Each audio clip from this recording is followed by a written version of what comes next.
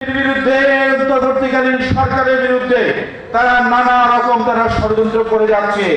আমরা এখনো দেখতে পাচ্ছি আমাদের নেতা দেশনায়ক জনাব তারেক রহমান অত্যন্ত স্পষ্টভাবে বলে দিয়েছে, আমরা অন্তর্বর্তীকালীন সরকারকে আমরা সময় দিচ্ছি নির্বাচনকালীন একটি কমিশন অতি দ্রুত গঠন করে সংস্কার করে কমিশন গঠন করে দ্রুত নির্বাচন দেওয়ার জন্য। কিন্তু এখনো পর্যন্ত কিন্তু 100 দিন বর্তমান সরকারের মেয়াদ 100 দিন পার হয়ে গেছে, এখন পর্যন্ত কিন্তু জাতীয় নির্বাচনের কোন রোড ম্যাপ কিন্তু ঘোষণা করেনি।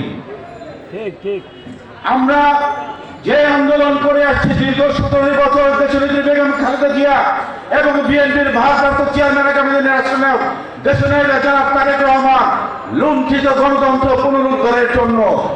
এখনো কিন্তু গণতন্ত্র পুনরুদ্ধার হয়নি, এখন পর্যন্ত কিন্তু মানুষের ভোটাধিকার মানুষ কিন্তু ফেরত পায়নি।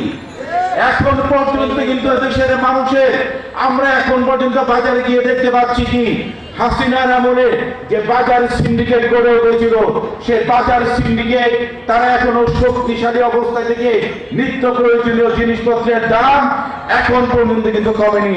মানুষের জীবনের স্বাভাবিক জীবনযাত্রার ব্যয়ভার এখন পর্যন্ত কিন্তু নিচে নেমে আসেনি। আমরা কি তাহলে আমাদের কাঙ্ক্ষিত জায়গায় আমরা পৌঁছতে পেরেছি? 5ই আগস্টের পরে আমরা দেখতে পাচ্ছি কিছু কিছু আমাদের অতি উৎসাহী নেতা কর্মীরা